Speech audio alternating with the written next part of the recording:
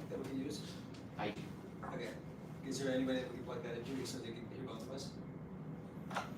Yes. Or is it too sketch? No, I just don't want to take the chance, but I can do it 1 second. Okay. So we're gonna slate these in sections. Maximize. You wanna slate it in? Yeah. We're gonna have a sec. We're just gonna start rolling now. Just half There's a mic that will pick up you and me and go to one of the wives. Yeah. Because if we don't do that, they're only gonna get one side of the conversation. Yeah. I was gonna say. Your camera's rolling. There's My almost camera's rolling. That camera's rolling here, right? Is that your GoPro lens? Yeah. And then you guys have one too. Yeah, yeah. So Bunch of backups.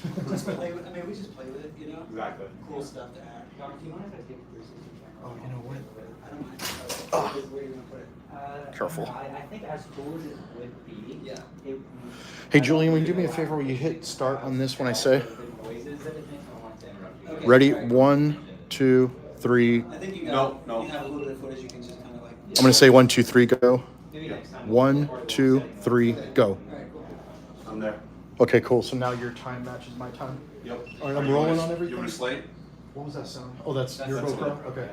Yeah, that's the stop sound on the GoPro. I don't know why they make it Would, scary. would you go ahead and, yeah, just. Right. I need that. Yep. Do you want to mic up? Yes, one for you, one for Cole. Okay. Yeah. Okay, there we go. Can you hear the? It's loud. What, the AC? Yeah. It's not, it's all right. You hear? Here, let me see it. It depends on what kind of loud. That's As long as it's not in the vocal range, we're all right. Go ahead and say something, Yeah, no, we'll live. Podcast, episode 4. Hi there. Hello. Let's hear the guest again real quick. Testing, 1, 2, 3. Sounds great. Perfect. Wow. You good with that? You good with that hum? Yeah, it's not in the vocal range, Okay, we'll live. all right. And I'm hot, so that works. Yeah, at least for a little bit. It's worth it. Yeah. The OR is a different story, but Yeah. Oh, you'll film? Oh, I don't know. We used to film our podcast actually. a bunch of them, 30 of them, Wow. 32 of them or something. Aaron, it All right, sounds good on should we IG. get started? We ready? We're all ready. Okay, cool. Alright. Let's get started with, we got 427, okay. Hey everybody, it's Dr. Barrett. We are episode 40 of the Natural Plastic Surgery Podcast. And I have a special guest on today. It is a previous patient, just had surgery 2 weeks ago with your beautiful breast augmentation, okay? And Cole is here with us. Actually, not even 2 weeks of your surgery, just underneath. Just shy, yeah. Yeah, and Cole is a self-identified trans woman, a bad bitch enthusiast with a loud mouth and a strong point of view. Correct. Okay. Well, welcome to the show. And how are you feeling today? And so recent from surgery, and how are things going? Let's just dive in to see how you're doing today. Yeah, I am feeling amazing. I have just had my appointment before this. We removed some of the stitching, and How painful was that? not painful at all. And I was forewarned that appointment might have been the more painful one of. Who says that, by the way? One of the clinicians mentioned that just removing that might have been a little more painful than the last sutures or stitches. And no, it was shockingly, everything just seems so shockingly painless. It's wild to me that I've even had surgery just 2 weeks ago. Well, Not even. I was there for your appointment. Obviously, we checked everything. We actually did a little quick check-in with social media. We did a little testimonial thank you, and already, we did 300 cc's, moderate profile plus. They already look great at 2 weeks. So you're doing everything right. They're absolutely blended. And I caught you on Instagram. For those of you who want to check out your Instagram profile, how can they find you? Are you interested in sharing that? Yeah, Okay. Instagram handle at Cole ROC, so COLEROC. Yep. I've already been flaunting my new body I saw on that. I saw that. Instagram. You tagged us, and you look beautiful. Tell us how that feels, right? You had a sunburn on your post-op day. I can Yeah. tell. You're just loving your new body. So Yeah. Tell us about that. I sat out at the pool for most all of the afternoon, and it's just been incredible to be able to Actually, during my recovery and in those few days that I was in bed at first, I did a new shopping haul, bought myself a whole bunch of new bikinis and shirts and tops already, just because I'm so elated to be able to fill out clothing differently than I was able to before. I didn't even know the significance and impact that my breast augmentation was truly going to have on me. I didn't think it would be this impactful to my gender dysphoria, but having it has also given me a newfound confidence. So yesterday I was very eager while the sun was out to slap on one of the new bikinis and head out to the pool. That's incredible. Describe how that felt when you're like trying on the bikini and looking in the mirror, like, what did you see? How did you feel? Describe that moment to us. Yeah, that moment was euphoric, quite simply. It was a moment where you're able to look, most people take for granted looking in the mirror and identifying with the person in the body that they see. And as a trans woman, that hasn't been the case for me my entire life. I've had years of looking in the mirror and not being comfortable in the skin that I was in. So being able to then put a bikini on, and I tried on some of the other items as well, putting them on and being comfortable in those items, you're looking at someone you're actually, you're satisfied with your reflection, and it's something I just didn't, like I said, I didn't anticipate it being that impactful. I don't know why. I had my gender confirmation previously, and I had such a high, I held that in such high regard that I think I failed to realize that this was gonna honestly be comparable, if not better. So I want to break that down. So you've had a few operations at this point. It's interesting. A lot of times I get a lot of my trans patients earlier on in kind of their steps. The breast augmentation, trans breast augmentation portion tends to not be as involved as some of the other surgeries. So I typically get people that do this one first. And this one is kind of like your last step, right? Yeah. Okay. Can you walk us through the surgeries that you've had and kind of like the parts of the transformation that you felt through each one of those steps, and then a little bit more about how this one might have been different? Yeah. So very early on in my transition, I mean, for me, I consider the beginning of the physical transition journey to start with hormone therapy. So of course I began my hormones.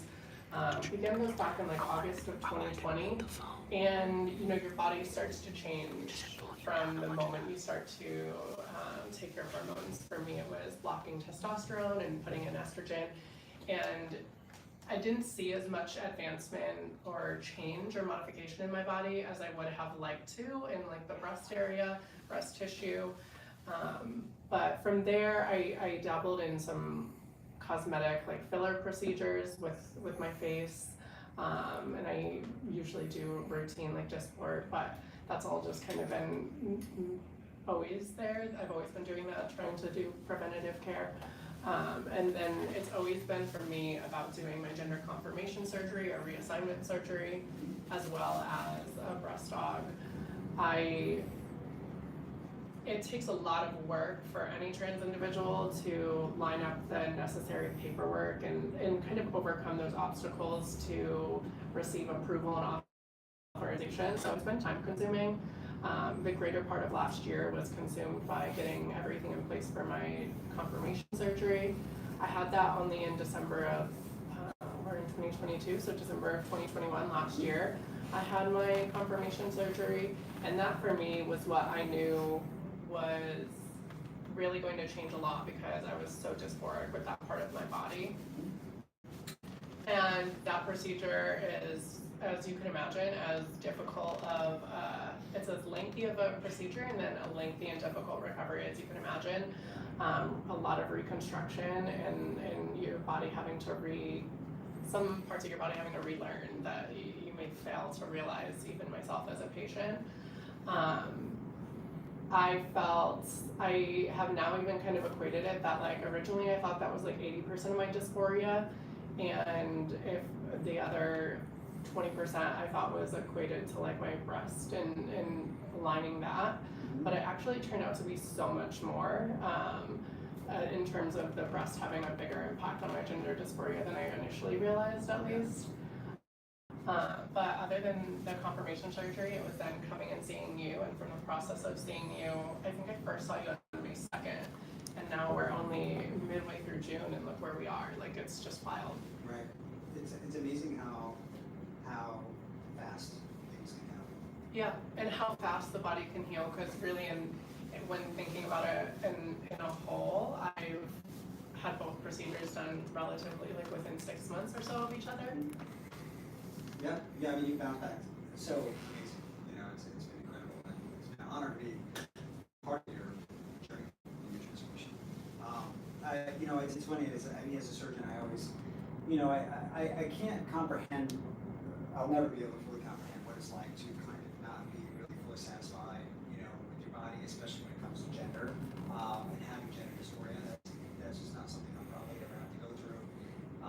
And so I always had like a special place in my heart for women who are and men who feel transgender, who they feel the gender dysphoria, because it's almost like the whole world's kind of against you, and it's right. And so it's even like logistics and paperwork, everything else is just it's kind of like an uphill battle, and so that's partly why I don't do the gender confirmation surgery, genital surgery. I focus on surgery, and that's kind of like my specialty, my passion, and I always have a little special place in my heart for doing those operations because, I realize that my trans patients kind of go through a heck of a lot to get to this point.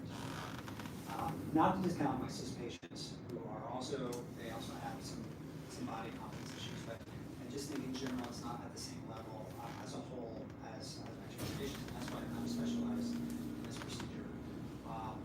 So I'm really glad that I've been able to kind of help make that happen for me because it's like an extra level. Yes, it's body confidence, but there's a lot more to that too. So there's a whole identity there that's it's really positive. There is, and I thank you immensely because having this kind of bookmarked or this chapter closed, and by that I mean surgeries and you being able to help that, I truly can now, as you pointed out, the logistical aspect, I can now focus my attention on things that normal people would be focusing on, and I can reorient myself and focus back to my career and so many different areas of my life, romance, where I'm not just so consumed by aligning my body to my gender. Exactly. Well, tell us about yourself. What do you do? What is your career? Yeah, so I actually work for a company who makes menstrual products for menstruators, very progressive company as well, so we always say menstruators because there's many different genders that menstruate. I oversee regulatory affairs and quality assurance, so I do some nitty-gritty behind-the-scenes work of interpreting legislation and guidance from the FDA, and then applying that to our products, their labeling, and their compliance. Very technical, by day, I say I am, but then that bad bitch enthusiast comes out in my spare time and free time. That's incredible. So this whole journey for you started with the hormones in 2020. Yeah. Can you, I had a previous guest on here who talked about getting illegal injections, silicone injections, people's garages, people's hotel rooms. Have you been exposed? And this is a trans woman. Her name is Barrett, and we had a podcast episode. I forget which episode that is. Do we know, guys? 34. 34. We had episode 34 with Barrett on the podcast, and she's a lot older, and she came from a kind of underprivileged background and was tempted to get injections and lip filler and things like that on a legal basis. Have you had any exposure to that or know anybody? Has that ever popped up in your kind of research for what you were trying to do? Yeah, so there's so many different facets here. There's honestly such little and scarce information made readily available to trans individuals. Even Googling, you would think you can go and Google anything. We could learn how to change an engine in a car probably more easily than you can find some material for knowing the process and steps for getting over the table or on the like appropriate care. Yeah. So like Reddit has been a place of like going and reading, and I know as well for the trans community as a whole, older generations, there was less, right? We didn't have the internet, so it was like word of mouth. So much was word of mouth. I've had to just spend a lot of time digging on Reddit. Prior to seeking out my own procedures, I didn't even know how to operate Reddit. I thought the user interface was terrible and I didn't know what I was doing. And I familiarized myself because I realized that's where the community goes to be able to like talk to one another and find appropriate care. I have to say, like, I am very privileged and blessed in that, like, having been employed full time, and my workplace is extremely accepting and very, very helpful in that, providing me benefits that allow me to get care that has been all by the books at least. Right. But I have so many, I've had the propositions or proposals from others, like, yeah, I've been even in a club in like LA here where someone's like, well, if you ever want some additional injections, or if you ever want hormone injectables instead, because I do mine orally, they're like, we know where you can get some off market. So it's definitely prevalent within the community. I've just thankfully been able to avoid it. And also just too fearful. I mean, I don't want to stick anything in my body that may go awry. Yeah, I mean, you've got the perfect like track record of really making smart decisions, and that's fantastic. And I want people to know that there are resources out there. We don't want to, red flags are you want to go to somebody who's qualified to kind of do this, that has a medical license. We don't want to cut corners. Liquid silicone injections is really detrimental. We definitely want to stay away from that. It's something you're going to regret later. It's your body. You only live once. And so I encourage people to really do your research on this, and perhaps they can reach out to you on Instagram. Yeah, I don't know if absolutely. that's possible if they have any questions. I have had patients, even younger generation, who have had liquid silicone injections into their buttocks, and for the few that I have had recently, they're fine, but it's kind of like a ticking time bomb. You get one infection there, and it's kind of like a disaster. If I may jump in, what would happen is, because I'm naive even to understanding what would happen if I... So the problem with liquid silicone is for 2/3 of, and don't take this as a green light, the 2/3 of the population, it ends up working out fine. 1/3 of the population, it ends up kind of just dispersing in a kind of a granulomatous manner and is more subject to being infected. Or it could be, if it's not, like say, so getting liquid silicone used to be actually, there's still some doctors, qualified individuals that do it for like the nose, they do it for the lips, but it is like an antiquated art form. There's only very few people. I think Dr. Coulter is probably one of the only few people that I would ever recommend to actually do that. The rest of everybody else are not really qualified people. They don't have enough experience with it, or they over-inject. And if it gets contaminated, if it gets infected, when it goes in, that residual infection can never be cleared by the body. So it causes a constant state of inflammation and infection in the body. And if you were to inject it sterilely and you have a lot of it, let's say in the buttock area, for example, it can be fine for many, many years, but then all of a sudden if you floss your teeth or you get a dental procedure, you create a transient bacteremia in your bloodstream, and for some reason it seeds a bacteria on that silicone in your body and it forms a biofilm on that liquid silicone, that's where you form big problems. So it's just like a ticking time bomb that it may be fine, but the risk is way too high, like 20 to 30% chance that you're gonna run into major problems, and it can be life-threatening at that point. Or at the very least, very disfiguring, because the surgeries, you can't just remove it. It becomes integrated into your tissues. And sometimes it migrates, like buttocks. I've seen patients, when I was back in my residency training at the county hospital, where it migrated down their legs, and they had open wounds and sores all down the backs of their legs, and they were on multiple antibiotics. I mean, it's just never worth, it's not worth that risk. There's other things you can do. We can do silicone implants for buttocks, right? It costs more.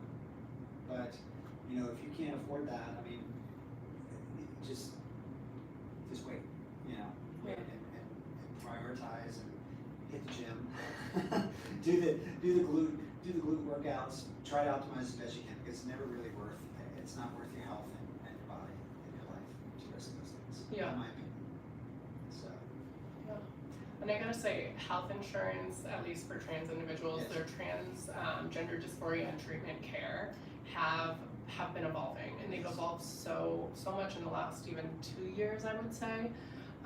Because even as I began to look into my procedures, they had changed the threshold, I believe, from my carrier from 2 years of waiting on hormones down to even 1 year. So the thresholds are changing, the criteria is changing and evolving to really make care more accessible and easier. So I would just encourage people to like go see what the maybe appropriate route is first, Yes. and always try and get that done. Yeah, absolutely. We've actually had great success with dealing with insurance companies for these procedures. So for those of you who are worried about finances for this and things like that, check with your insurance. Check to see what insurance options are out there that could potentially cover the procedures that you're interested in. I know there are many insurance companies that cover breast augmentation for trans patients. I always suggest at least 6 months of hormones, just because we want to develop some breast growth to cover the implant to allow for a more stable operation result. But if they require a year, I mean, I guess that's up to the insurance company. But generally we want to at least be on 6 months before we're thinking about breast augmentation. But we have been working actually a lot with a lot of insurance companies because we are getting known here in our office as kind of a place that does these operations. A lot of surgeons that don't know how to do these operations. It's not like a cis breast augmentation. There's a lot of other things you need to consider. Yeah. And I talk about that in some of my videos for surgeries. Probably talked about it I think we filmed your surgery too. Yeah, we film Okay. my surgery as well. And I want to also say that like, not only is it that you do it, but you do it well. I mean, I ultimately, I want the best of the best for myself. We can tell. And I mean, that's why I came here, Yeah. but there's nuance exactly in your work, like the extended release. I did go to other consults for my breast aug, and I was even turned away by the incision type. They wanted to go in through the armpit even for putting my implant in, and like that just seemed unnecessary to me. And you have an expertise in being able to go through, and I'll say like I have the world's smallest nipples, so Yes. we still made that We possible. do. They're If we could smaller do than that mine. PG bottle water can. Yeah, And so. that's yeah. And it's funny, there's a lot of surgeons that like to use these other incisions, and it's kind of like, I say it's like drinking the Kool-Aid, right? It's just, we're taught that in residency that inframammary incision, which is a line right underneath the breast, has a lower rate of capsular contraction. But if you look at the actual data, they're not using Keller funnel, they're not using all the techniques that we can use now to prevent capsular contraction. So if you look at capsular contracture, that's the scar tissue that can form around an implant. It's the #1 complication that happens in breast augmentation. Now with trans patients, one of the things you have to watch out for is bottoming out, meaning that the implant slides too far down on the chest. And that happens a lot of times because of overactive pectoralis muscle. So if you go underneath the muscle, you get a greater push down of the pectoralis muscle, and so you don't want to weaken that bottom part of the breast. So it's kind of like a double whammy if you're doing trans breast augmentation. You don't release the muscle enough, and then you do an inframammary incision. Now all of a sudden you have an implant that slides too far down on the chest, and you've seen this before. Yeah. Yeah, and then all of a sudden the nipple points up towards the sky. Yeah. So you have to kind of combat that. And then you have some surgeons that will just do everything above the muscle, and then you have an okay result, but then it tends to be very circular looking, and it tends to be very fake. So Yeah. there's a lot of surgeons the ones that I talk to that are in this town, I don't like how they do them. There's one who works at Kaiser, and he always goes above the muscle because he doesn't want to mess with the muscle. I'm like, you're setting your patient up for a higher rate of capsular contracture, which we know, and then you're setting them up for just a more fake appearing, result that kind of get away. Sure. That it's not natural. So. And we as patients really look to you all to kind of point those things out, because Yeah. we don't know it otherwise. Right. And so your willingness to be so forward and open with everything, even all the way through to like your social media and the postings, Yes. is like #1 what I think leads to feeling more comfortable in knowing that like you've actually decided to look into different areas and There's know not a whole lot differently. of research. Here's the problem: is there's no book on transgender breast augmentation. Maybe I should write Right. one. Yeah, maybe I should write a chapter. There's no guide that we can read that tells us how to do it. Yeah. So I kind of had to do my research and work through different techniques to see which one's kind of working best, because we do a fair amount now. So, yeah, I think you found a happy medium, and yes, the peri-realer, which you have on the border of the areola, is very challenging incision. Most surgeons don't even want to, they can't even deal with something that small, but it's just like, you know, if you take your time when you're doing these operations, yes, it's harder, but ends up with a better result for a patient. That's ultimately what matters. When you were doing your research, how did you come across me and practice here?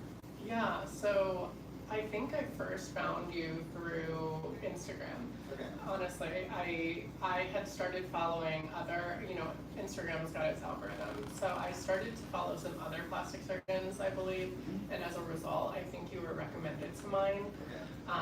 And My Instagram is Dr. David Barrett, by the way. If anyone's listening, wants to check it out. DR and Daniel Barrett. yeah, Yeah. and great content on there too.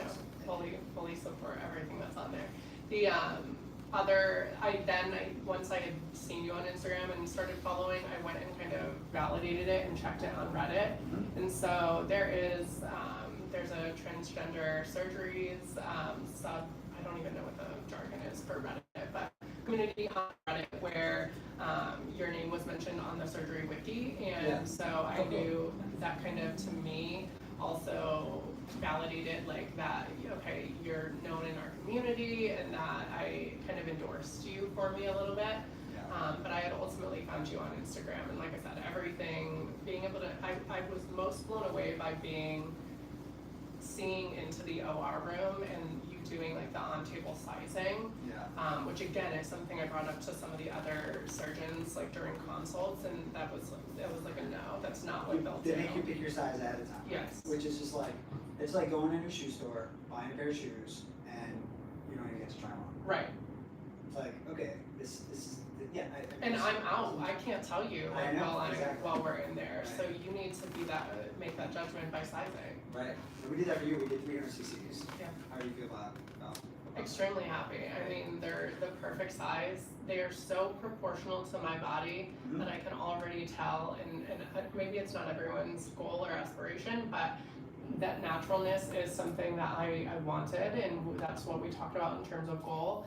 And I feel confidently that anyone would kind of look at my breasts or look at my frame, and it's believable that this chest size was always meant to be on my body. Absolutely. It was. Cole, somebody who's looking to get this procedure done, or other surgeries in general, what kind of advice would you give them? The advice I'd give is definitely to just take your time, do the research, and I say date around. I've mentioned a couple of times that I've done consults. Date around and get opinions, and Date around. Date around. Date around, yeah. Yeah. Okay, cool. So date around to different surgeons or providers. There's a lot of different things that you want to take the time to think about that you may not think about up front. Even bedside manner or chairside manner, and like the entire team's care. Being able to like walk in as a patient from the moment you walk in and feel like from front desk all the way through to OR and out, you want a good experience. Because that's all gonna color just like your mindset and like your kind of energy going into an operation. Right. It's like if you go in a restaurant and the bathroom's dirty, you know, it's like Yeah. where's that type and everything. Yeah. So I agree with that. People should always go to a consultation, get a sense for the vibes. If they're not good, if the bedside manner's bad, it's gonna be worse on the back end. Right? Yeah. So, you know, definitely don't go with your first option. We get a lot of people that come, they'll get a consult here and then they'll go somewhere else.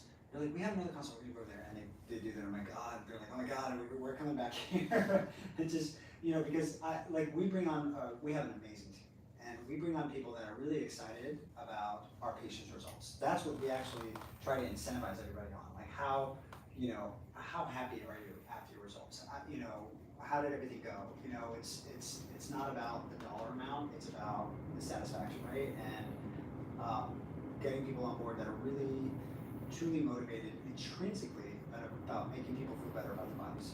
That's even better about their bodies. That's our we came up with the whole slogan. You know, that's what we're here to do. Yeah. Better themselves.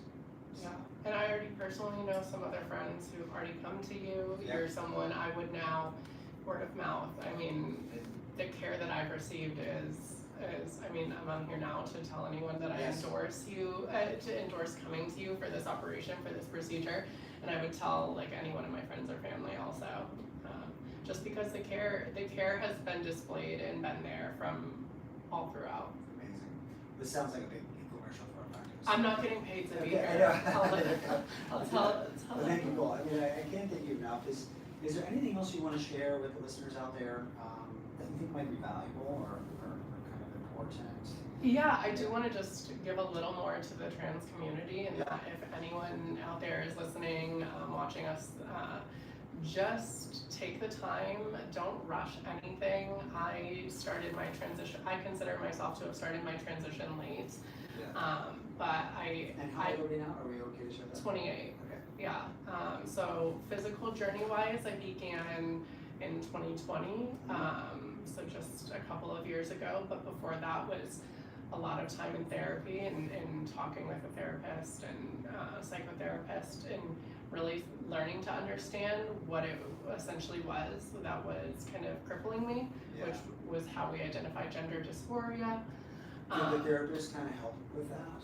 Yeah, I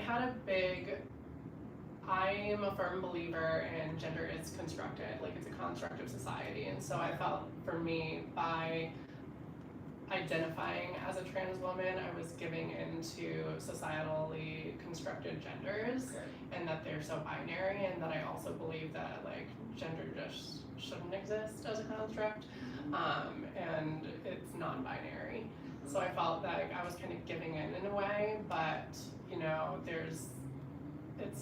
my therapist will never kind of forget. It's like, I may also want to elect to have like laser hair removal, and maybe someone else likes to have hair in that spot. It's like, I can still support you in your journey and believe that that's okay to do, while making myself most happy and like content and aligning myself. And so that's really where, through that work with a therapist, I got to a headspace where I was able to accept myself, and then truly move forward. So I would just encourage as well that like if I had been younger and eager and started this transition earlier, I might have made rash decisions. Yeah, you are well put together, and you seem very mature. You're definitely very mature about this whole process, and that speaks volumes to all the decisions that you made. Yeah, thank you. Yeah. I appreciate it. Well, Cole, thank you so much for being on the show. course. And we can thank you. We're still healing. We still have a long ways to go. And you guys, if you are interested in seeing Cole's follow-ups, check out our Instagram, drdanielbarrett.com. I'm sorry, Dr. Daniel Barrett on Instagram. And also, if you want to see Cole's amazing bikini photos, check out her Instagram at Cole Rocks. So COLEROC, right? Yep, At that's it. Instagram, and give her a follow and a shout out. And Thank you for having me. Great. Hit the slate. That was amazing, guys. Just bam. Amazing, everyone. Thanks. Thank you. Thank Give you. me a- This was honestly such a breeze. Let's All cut of the it's such a breeze. cameras. This was so fun. Good. Here, let's get a quick photo together. Yeah, 1 second. Let me end these. Sorry. How many? Were we on live with Cole as well? We were on live. Not on Cole's Instagram. Oh.